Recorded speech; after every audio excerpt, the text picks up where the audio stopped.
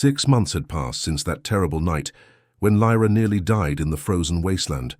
Now she stood in the warm laboratory that had become her second home, watching data streams flow across multiple screens. The human mining colony had transformed around her, and she had transformed with it. Jiho entered the lab carrying 2 steaming cups of coffee, a human ritual she had grown to love. "The morning readings look good," he said, handing her a cup. "The thermal generators are working better than we hoped." Lyra smiled, something that would have horrified her own species.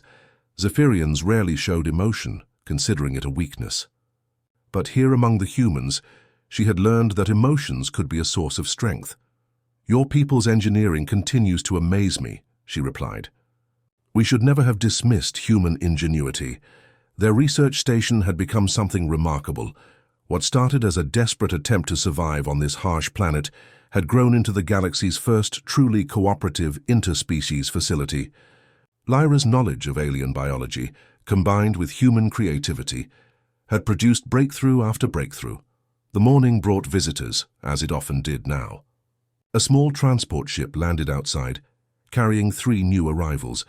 There was Kesh, a 4-armed Mandalorian engineer who had been exiled for refusing military service. Behind him walked Nira, a crystalline being from the Outer Rim whose own people had rejected her for her pacifist beliefs. The third was young Tomas, a human teenager whose parents had died in a mining accident. "Welcome to Haven Station," Lyra said, using the name the colonists had given their growing community. She had become the unofficial greeter for newcomers, her transformation from cold scientist to warm host complete. Jiho showed them around the facility, explaining how their small mining operation had evolved. "We don't care what species you are or where you come from," he told them. "We only care that you're willing to help and be helped." Later that evening, Lyra and Jiho climbed to their favorite spot on the observation deck. The planet's twin suns were setting, painting the ice fields in brilliant orange and pink. This daily ritual had become sacred to them both. "Do you ever regret it?" Jiho asked quietly. "Leaving your own people behind?" Lyra touched the scales along her arm. They had changed color permanently after that night, shifting from deep violet to a warm golden hue that matched the human colony's spirit. Zephyrian scientists had studied the phenomenon for weeks, declaring it impossible. Their cold, logical minds could not accept that emotional warmth could cause physical transformation. "Never," she said firmly. "My people taught me that knowledge was the highest goal, but they were wrong. Connection is what matters, understanding, caring for others, even when it costs us something." Below them, the colony hummed with life. Children from 3 different species played together in the heated common areas. Adults shared meals and stories, their different languages creating a beautiful symphony of communication.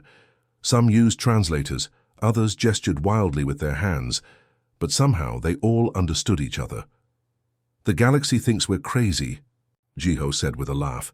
"Humans for being too emotional, and you for abandoning your people's ways." "Let them think that," Lyra replied. "We know the truth. We know that when someone is cold and dying, you don't ask about their species or their background. You just help them." As the stars appeared overhead, Lyra felt the warm contentment that had replaced the cold emptiness of her former life. Here in this unlikely place, surrounded by beings her people would call inferior, she had found something her advanced civilization had never offered her. She had found home. Jin pulled his thick coat tighter as the freezing wind cut through him like a knife.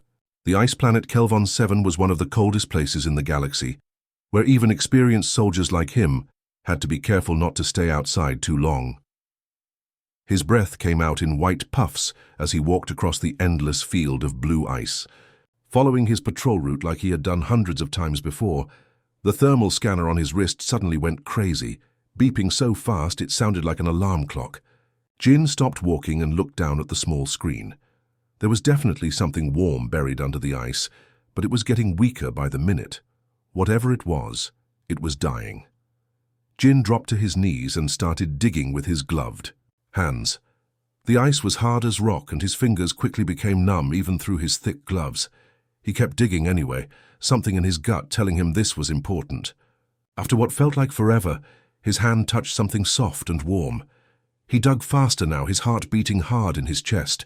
Soon he could see pale blue skin and strange glowing marks that looked like tattoos but moved slowly across the skin, like living things.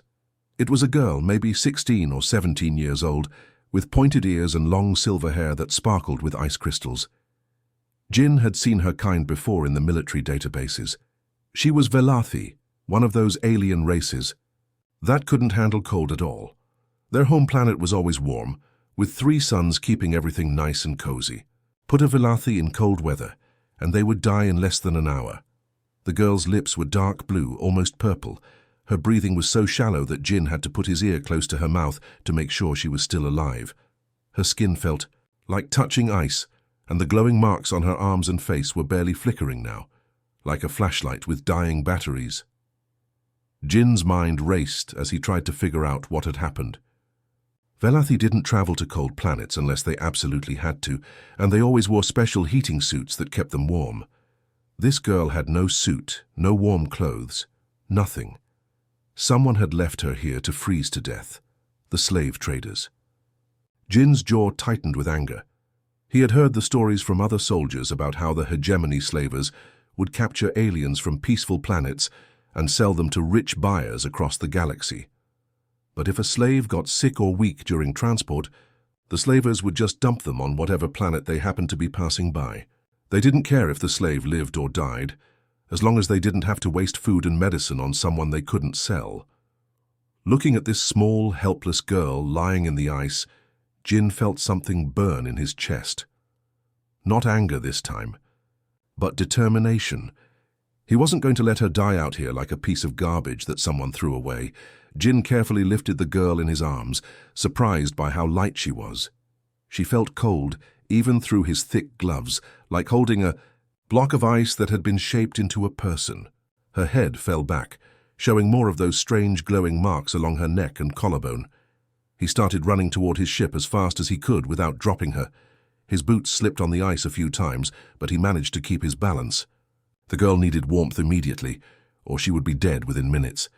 As he ran, Jin couldn't stop thinking about how scared she must have been when the slavers dumped her here, all alone on a freezing planet, knowing she was going to die slowly and painfully. No one deserved that, especially not a kid. His ship came into view and Jin ran even faster. Jin's ship doors slammed shut behind him as he carried the unconscious Velathi girl inside. His hands were shaking, but not from the cold anymore. The girl was barely breathing, her skin still that terrible blue-white color that meant she was close to death.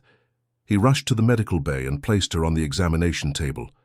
The ship's computer immediately started scanning her, and the results made Jin's heart sink. Her core body temperature was dangerously low, much lower than what any human could survive. The computer's voice was calm and emotionless as it delivered the bad news. Subject shows severe hypothermia. Velathi physiology requires immediate thermal regulation. Current ship heating systems insufficient for species recovery. Jin stared at the readout in disbelief. His ship was designed for human comfort, not for aliens who needed much higher temperatures to survive. The heating system that kept him perfectly warm was like a gentle breeze to someone whose body was built for desert heat. He tried everything he could think of. He cranked the ship's heat to maximum, wrapped the girl in every blanket he could find, and even tried using the emergency heating pads from his survival kit. Nothing worked. Her temperature kept dropping, and those strange glowing marks on her skin grew dimmer by the minute.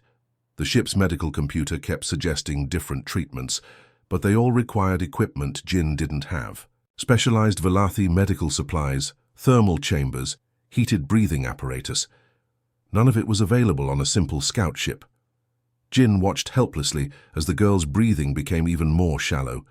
That's when he realized what he had to do. It was crazy, it was against every rule in the military handbook, and it would probably end his career. But it was the only thing that might save her life. Jin started removing his thermal suit, the thick protective clothing that kept him safe in harsh environments. The ship suddenly felt cold against his regular clothes, but that didn't matter now. He looked down at the dying girl and made a choice. That would change both their lives forever. Carefully, Jin climbed onto the narrow medical table beside her. He pulled her small, freezing body close to his chest, wrapping his arms around her like he was trying to protect her from the whole universe. His human body heat, the natural warmth that his species took for granted, began to transfer to her slowly. It was like holding a block of ice at first. The cold from her skin made him shiver, but Jin didn't let go. He could feel his own body working harder, his heart beating faster as his system tried to generate more heat to warm both of them. This was something humans were good at: adapting, surviving, and sharing what they had with others who needed it. Hours passed like this. Jin held the girl against his chest, feeling her gradually become less cold. He whispered encouraging words even though she couldn't hear him, telling her she was safe now, that he wouldn't let anything happen to her. His back ached from staying in the same position, but he didn't move. Slowly, amazingly, it started to work. The girl's breathing became stronger. Her skin began to feel less like ice and more like cold flesh. The glowing marks on her arms and face flickered brighter, like someone was slowly turning up the power on a light. Jin knew he was breaking about 50 different military regulations, unauthorized contact with alien species, medical procedures. Without proper training, failure to report to command immediately, the list went on and on. His commanding officers would be furious when they found out. They might even court-martial him, which meant losing his rank, his career, maybe even going to prison. But as he felt the girl's heartbeat growing stronger against his chest, Jin realized he didn't care about any of that. Some things were more important than following orders. When the girl finally woke up 3 days later, the first thing she did was make the most beautiful sound Jin had ever heard. It wasn't talking exactly. It was more like singing, with notes that went up and down like a melody. Her voice had a musical quality that reminded Jin of wind chimes dancing in a gentle breeze. Jin smiled and said, "Hello," in his most friendly voice, but the girl just stared at him with wide, confused eyes. She tried to sit up too quickly and winced in pain, her hand going to her head. Jin gently helped her lean back against the pillows he had arranged for her. "It's okay," Jin said slowly, holding up his hands to show he meant no harm. "You're safe now. My name is Jin." The girl looked at him and made those musical sounds again, but this time they sounded worried and scared. Jin pulled out his universal translator, the small device that was supposed to help soldiers communicate with different alien species. He pointed it at the girl and waited for it to work its magic. Nothing happened. The translator's screen just showed error messages and question marks. The girl's language was too complex, too different from anything in the device's database. Jin had seen this before with some of the more unusual alien species, but it had never mattered much during his military missions. Now it mattered more than anything in the world. Jin wasn't the kind of person who gave up easily. Growing up in a poor family back on Earth, he had learned that if you wanted something badly enough, you had to work for it. No one was going to hand you anything for free, so he decided to learn the old-fashioned way. He started simple. Jin pointed to himself, and said Jin several times. Then he pointed to her and raised his eyebrows questioningly. The girl watched him for a moment, then made a series of musical notes that sounded like Hana if you listened carefully. Jin tried to repeat the sounds, but his human vocal cords couldn't make the same beautiful tones. Still, Hana seemed to understand what he was trying to do, and she smiled for the first time. Over the next few days, Jin and Hana developed their own way of communicating. Jin would point to objects around the ship and say their names in simple English: water, food, blanket, ship. Hana would respond with her musical language, and Jin would try his best to copy the sounds, even though he knew he sounded terrible. Compared to her, Hana was incredibly patient with him. Most people would have gotten frustrated trying to teach someone who couldn't make the right sounds, but she never seemed annoyed. Instead, she started learning Jin's language too, practicing human words with an accent that made everything sound like a song. The breakthrough came when Hana managed to say, "Thank you, Jin," in broken but understandable English. Her voice cracked, with emotion as she said it, and Jin realized she was crying. Not sad tears, but grateful ones. Through a mixture of simple words, hand gestures, and drawings on a tablet, Hana slowly told Jin her story. It came out in pieces over several days. and each new detail made Jin angrier at the universe. Hana's home planet had suffered a terrible drought that lasted for years. The crops failed, the rivers dried up, and people started starving. Hana's family had 7 children, and there wasn't enough food for everyone. The hegemony slave traders came to her world during the worst of the famine, offering to buy young people with promises that they would be taken to better places where they could find work and send money back home. Hana's parents believed the lies. They sold their oldest daughter to the slavers, thinking they were giving her a chance at a better life, while also getting enough money to feed the rest of the family. Hana was only 16 when strange aliens took her away from everything she had ever known. The slavers didn't care about finding her work or treating her well. They kept her locked in a cold metal cage with dozens of other captured aliens, feeding them just enough to keep them alive. When Hana got sick from the terrible conditions, she became worthless to them, so they dumped her on the first planet. They passed, leaving her to die alone in the ice. What amazed Hana most was that Jin never gave up on trying to understand her. She told him, in her improving English mixed with musical notes, that most species stopped trying to learn Vellathi speech after a few attempts. They said it was too complicated, too difficult, not worth the effort. But this human kept trying day after day, even when he made mistakes that probably hurt his throat. He listened to every sound she made like it was the most important thing in the universe. Jin was teaching Hana how to say good morning in English when his ship's communication system started going crazy. Red lights flashed across the control panel, and warning alarms filled the air with their urgent beeping. Jin's stomach dropped as he realized what was happening. Someone was trying to track his ship. He rushed to the cockpit with Hana close. Behind him, her bare feet making no sound on the metal floor.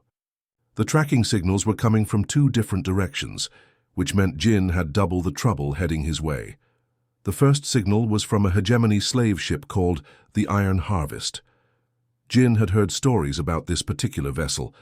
From other soldiers, it was commanded by a cruel alien named Vex who treated captured beings worse than animals. The ship's computer showed that the Iron Harvest was closing in fast, and they weren't trying to hide their approach. They wanted Jin to know they were coming. The second signal made Jin's heart race even faster. It was coming from his own military command ship, the one that carried his commanding officers.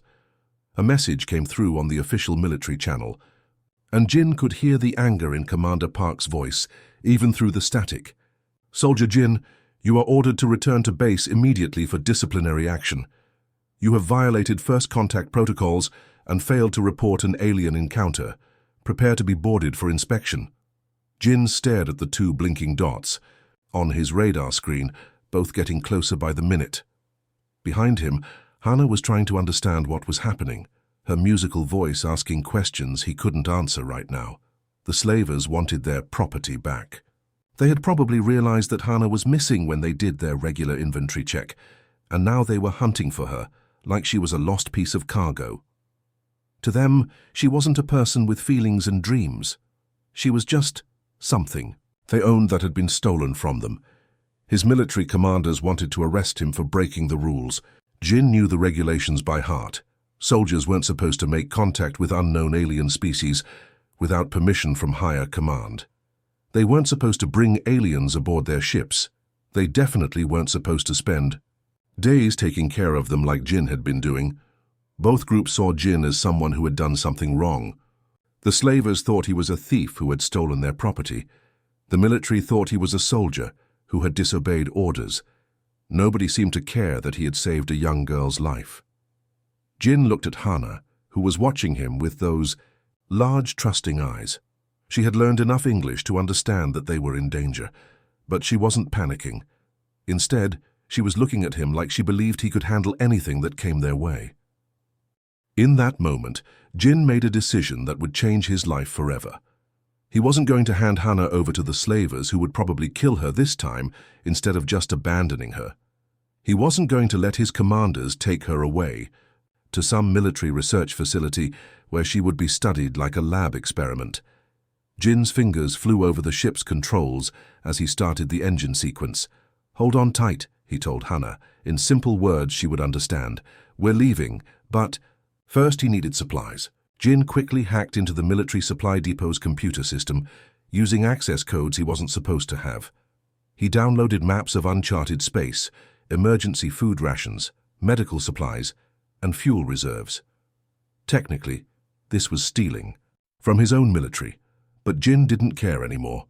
The ship lurched as Jin pushed the engines to full power, heading away from both the slavers and his commanding officers. He plotted a course for the unknown regions of space, places where neither group would think to look for them. Behind them, both the Iron Harvest and the military command ship changed course to follow. Jin could hear angry voices on the radio, Commander Park demanding that he stop immediately, and the slaver Captain Vex promising terrible things if Jin didn't return his stolen goods. Jin turned off the radio and focused on flying. He had become a fugitive, a criminal in the eyes of both his own people and the galaxy's worst villains. His military career was over, his reputation destroyed, his future uncertain. But when he looked at Hana, who was holding onto her seat with white knuckles but still trusting him completely, Jin knew he had made the right choice. Some things were more important than following orders or staying out of trouble. The chase across the galaxy had begun, and Jin was ready for whatever came next. 3 days into their escape through uncharted space, Jin thought they had finally lost their pursuers. The ship's long-range scanners showed nothing but empty space and distant stars. He was just starting to relax when Hana pointed out the window with a worried expression on her face. "Jin," she said in her careful English, "ship's coming." Jin rushed to the controls and his heart sank. 5 hegemony vessels had somehow found them, appearing out of nowhere like hungry wolves surrounding their prey. These weren't just any slave ships either. They were military-grade fighters with heavy weapons and reinforced armor. The lead ship's captain came on the radio, his voice cold and threatening. "Human, you have stolen valuable property that belongs to us. Surrender the Velathi female immediately, and we might let you live." Jin grabbed the radio and spoke back with more courage than he felt. "She's not property. She's a person, and I'm not giving her to you." The slaver captain laughed, a sound that made Jin's skin crawl. "Then you will both die. Attack formation. Now!" The space around Jin's small scout ship suddenly exploded with laser fire and missile trails. Jin threw himself into the pilot's seat and started flying like his life depended on it, because it absolutely did. He twisted and turned through the enemy fire, his human reflexes and training keeping them alive by split seconds. But Jin's ship wasn't built for combat. It was a scout vessel, designed for exploration and reconnaissance, not for fighting heavily. Armed warships. The enemy had bigger guns, stronger shields, and more ships. It was only a matter of time before they overwhelmed him. A massive explosion rocked the ship as one of the hegemony missiles found its target. Sparks flew from the control panels and the lights flickered on and off. Jin could smell smoke and burning electronics filling the air. "Hull breach in Section 4, the ship's computer announced in its calm voice, like it was discussing the weather instead of their impending doom. "Life support systems failing. Estimated time until complete failure, 12 minutes. Jin felt the temperature start to drop immediately. Without life support, the ship would become as cold as the empty space around them. For Jin, that meant he had maybe 20 minutes before hypothermia set in. For Hana, whose Velathi body needed constant warmth, it meant death in less than 5 minutes. Another missile hit shook the ship violently.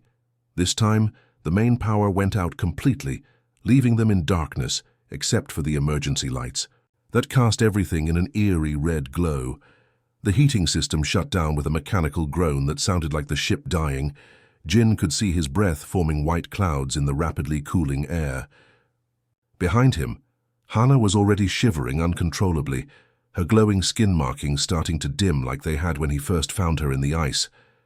Most people would have panicked. Most species would have given up when faced with impossible odds, a dying ship, and enemies who wanted them dead. But Jin wasn't most people. He was human, and humans had survived ice ages, natural disasters, and countless wars by refusing to quit when things looked hopeless. Jin started moving with purpose and determination. First, he grabbed every piece of warm clothing he could find and wrapped Hana in layers of blankets and jackets. Then he pulled her close to his body, sharing his heat with her just like he had done when he first saved her life. "Hold on to me," he told her, his voice steady despite the chaos around them. "I'm going to fix this," while keeping one arm around Hannah to keep her warm. Jin used his free hand to access the ship's maintenance systems. He crawled through tight spaces and freezing corridors, dragging Hannah with him, as he worked to reroute power from non-essential systems to life support. The cold was so intense that Jin's fingers went numb, making it hard to handle the delicate repair tools. His breath came out in thick white puffs and ice crystals started forming on the metal walls around them. But Jin kept working, his human stubbornness and adaptability pushing him forward when any reasonable person would have given up. Hannah watched in amazement as Jin performed what seemed like miracles. He bypassed damaged circuits with spare parts, jury-rigged heating elements from broken equipment, and somehow managed to get partial power back to critical systems, all while keeping her warm with his own body heat, never once complaining about how difficult it was. As warmth slowly returned to the ship and the life support systems hummed back to life, Hannah remembered something from her childhood.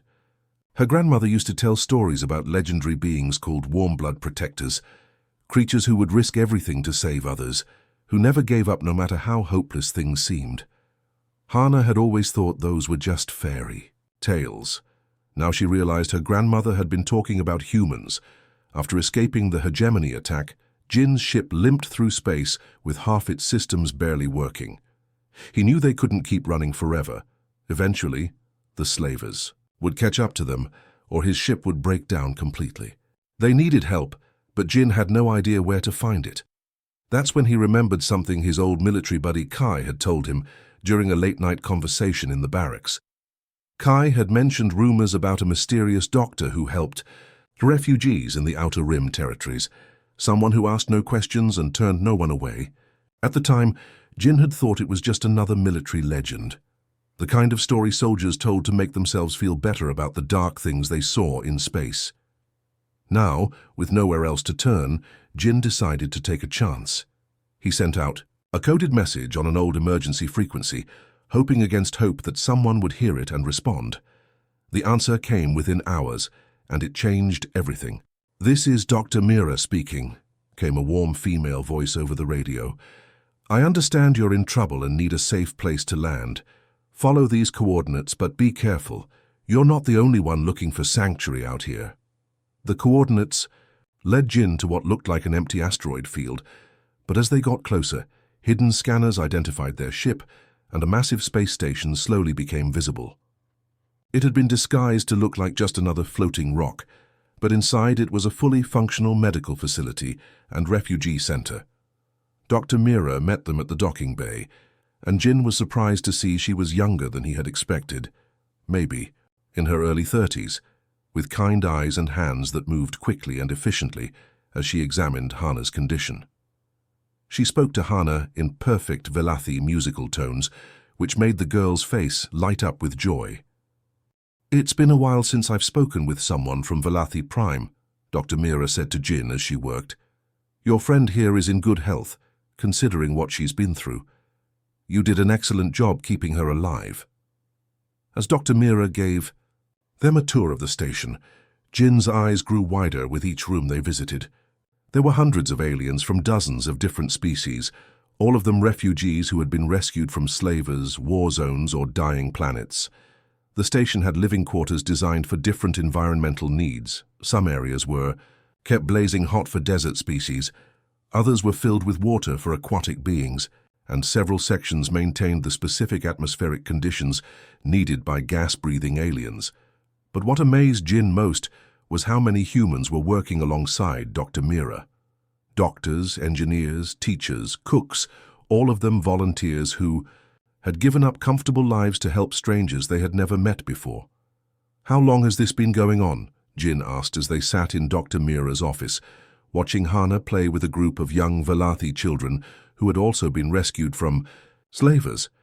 Dr. Mira smiled sadly. "Officially, this station doesn't exist. Unofficially, we've been operating for almost 20 years. It started when I was fresh out of medical school and discovered that certain alien species were being targeted by slave traders specifically because of their physical vulnerabilities. She pulled up a holographic display showing different alien species and their characteristics. Species like the Velathi, who can't survive in cold temperatures, the crystalline beings who need specific mineral environments, the empathic Zephyrians, who become severely ill when exposed to negative emotions for too long.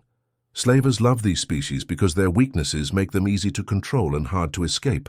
Jin stared at the display, beginning to understand the scope of what Dr. Mira was showing him.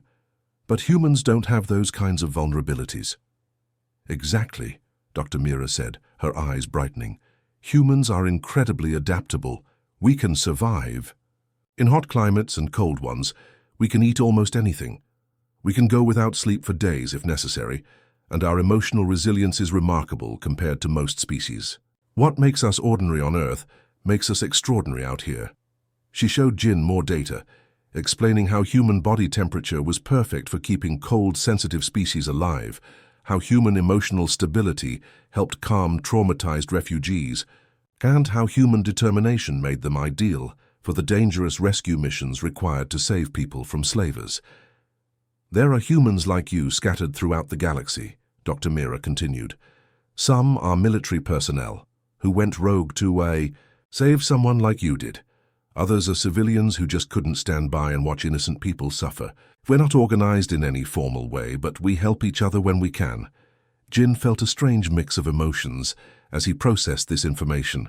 Relief that he wasn't alone in his fight, pride that his species was capable of such compassion, and determination to be part of something bigger than just saving one person. The slavers know about us, of course, Dr. Mira said, her voice becoming serious. They've put bounties on human rescuers, especially the ones who've caused them the most trouble.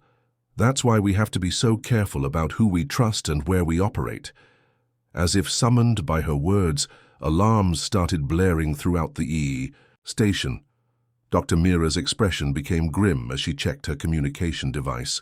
Speaking of trouble, she said, it looks like the hegemony has found us again. The attack came without warning, like a swarm of angry hornets descending on the hidden station. Through the reinforced windows, Jin could see at least 15 hegemony warships emerging from hyperspace, their weapons already charging with deadly energy. The peaceful refugee center had suddenly become a battlefield. All civilians to the emergency shelters, Dr. Mira's voice echoed through the stations. Communication system, calm but urgent. Defense teams to battle stations. This is not a drill. Jin watched in amazement as the humans on the station transformed from gentle caregivers into efficient warriors in a matter of minutes. Doctors grabbed medical supplies and headed for reinforced bunkers where they could treat the wounded. Engineers sealed off vulnerable sections and rerouted power to defensive systems. Even the cooks and teachers picked up weapons and took defensive positions, their faces determined rather than scared.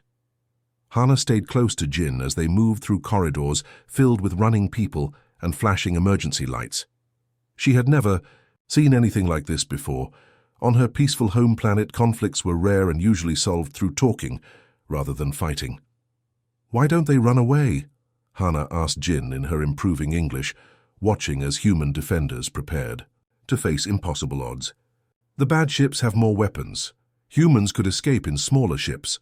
Jin helped her into a protective vest that was too big for her small frame. "Because running away would mean leaving all the refugees behind," he explained. "Humans don't abandon people who can't protect themselves." The first wave of enemy fire hit the station's outer shields, causing the entire structure to shake like an earthquake. Jin could hear the sound of metal groaning under stress and feel the vibrations through his boots. But instead of panicking, the human defenders became even more focused and organized. Jin joined a group of fighters, led by a former military officer named Tai, a stern-faced woman who moved with the precision of someone who had seen many battles. She assigned Jin to help protect the refugee quarters, where hundreds of vulnerable aliens were hiding.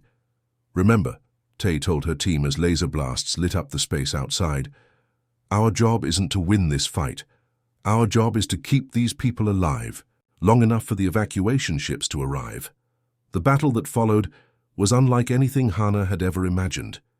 The human defenders fought with a combination of smart tactics and stubborn determination that seemed impossible to defeat. When the slavers tried to board the station through the docking bays, the humans were ready with carefully planned ambushes. When enemy fighters tried to target the station's weak points, human pilots in small interceptor ships drove them away with fearless attacks. What impressed Hannah most was how the humans never gave up on each other. When one defender was wounded, 2 others would risk their lives to drag him to safety.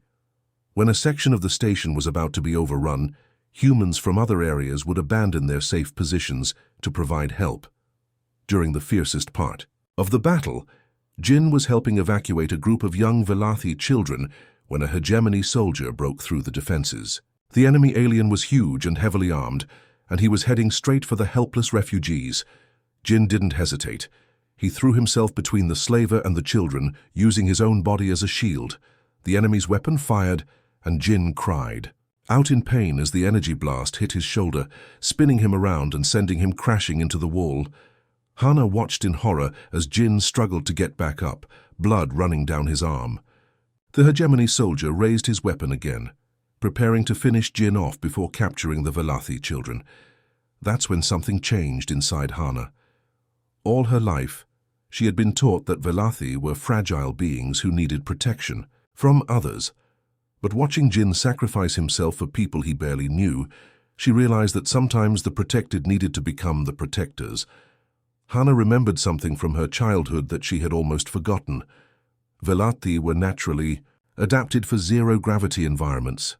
Their light bone structure and flexible joints made them incredibly agile in weightless conditions. On her home planet, young Velathi often played games floating between the tall crystal formations, moving through 3-dimensional space like dancers in the air. The station's gravity generators had been damaged in the attack, creating pockets of zero gravity throughout the structure. While this made fighting difficult for most species, it gave Hannah an unexpected advantage. She pushed off from the wall and soared through the air like a graceful bird, moving faster than the enemy soldier could track. Before he could react, Hannah had grabbed a damaged power cable and wrapped it around the slaver's weapon, causing it to overload and explode in his hands. But Hannah wasn't done. Moving through the zero-gravity section with impossible grace, she began repairing critical systems that the human defenders couldn't reach. Her small size and natural agility allowed her to slip through damaged areas and reconnect severed power lines, restoring shields and weapon systems just when the humans needed them most. Enemy fire erupted around her as the slavers realized what she was doing, but Hannah kept working. She thought about Jin risking everything to save her, about Dr. Mira dedicating her life to helping strangers, about all the humans who were fighting to protect people they had never met. For the first time in her life, Hannah understood what it meant to be truly brave. The smoke had barely cleared from the battle when Jin heard a familiar sound that made his heart skip a beat. Human military ships were approaching the station, their engines creating that distinctive humming noise he knew so well from his years of service. Jin's first thought was that his former commanders had finally caught up with him.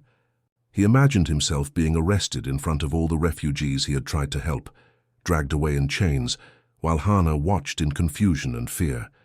His military career was already over, but now he might face years in prison for theft, desertion, and breaking countless regulations. Dr. Mira seemed surprisingly calm as she watched the military vessels dock with her station. "Don't worry," she told Jin with a small smile. "These aren't the people you think they are." The airlock doors opened, and Jin was shocked to see Admiral Tay step through, not the angry, stern officer he had expected, but someone who looked relieved and even proud. Behind her came a small group of human military personnel, but they weren't carrying weapons or restraints. Instead, they were carrying medical supplies and food packages. "Soldier Jin," Admiral Tay said, walking up to him with her hand extended, for a handshake rather than handcuffs. "It's good to finally meet you in person. We've been following your work with great interest." Jin stared at her in complete confusion. "Admiral, I don't understand. I violated direct orders. I stole military supplies. I went rogue and disappeared with an alien civilian. Shouldn't you be arresting me?" Admiral Tay laughed, a warm sound that completely contradicted Jin's expectations. Arresting you? Son, we've been hoping someone like you would come along for years. Your actions weren't violations. They were exactly what we've been training people to do. She gestured for Jin and Hana to follow her to a quieter area where they could talk privately. As they walked, Jin noticed that the other military personnel were working alongside Dr. Mira's team, helping with repairs and medical care, like they had been doing this for years. "Tell me, Jin," Admiral Tay said as they sat down in Dr. Mira's office, "what do you know about Operation Sanctuary?" Jin shook his head. "I've never heard of it." "That's because it's classified at the highest levels," the Admiral explained. "Only people who prove themselves through actions rather than words ever learn about it. Operation Sanctuary is humanity's secret war against slavery throughout the galaxy." She pulled out a small device that projected a holographic map of the galaxy. Dozens of red dots appeared, scattered across different star systems.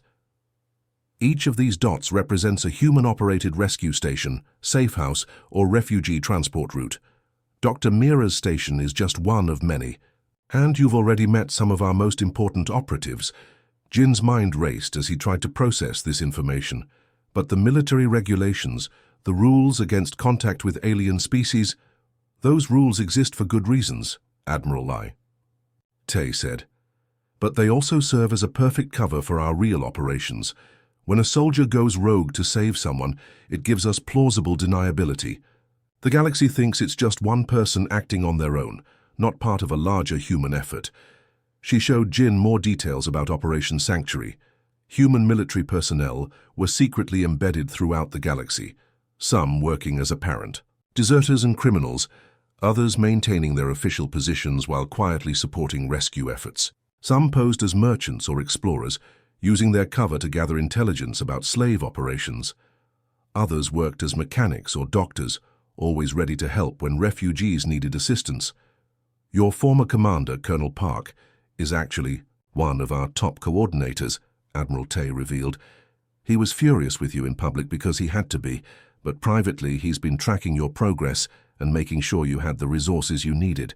Jin remembered all the times his ship's supplies had been mysteriously restocked, or when his access codes had worked in places they shouldn't have. He had thought he was just lucky, or that the systems were glitched. Now he realized he had been receiving secret support all along. "We've been watching you since you first joined the military," Admiral Tay continued. "Your psychological profile showed exactly the kind of person we look for. Someone with strong moral principles who would choose to do the right thing even when it meant breaking rules or facing punishment." Hana, who had been listening quietly to the conversation, finally spoke up. "You planned for Jin to find me?" Admiral Tay shook her head. "No, we don't plan specific rescues, but we make sure that people like Jin are in positions where they might encounter situations that need their help. We call it strategic positioning of humanitarian assets." She turned back to Jin with a serious expression. "The truth is, humanity has been fighting this war for almost 30 years. We've saved tens of thousands of beings from slavery, but the hegemony and other criminal organizations keep growing stronger. We need more people like you, people who will risk everything to save someone they've never met before." Jin looked at Hana, remembering how small and helpless she had looked when he first found her in the ice.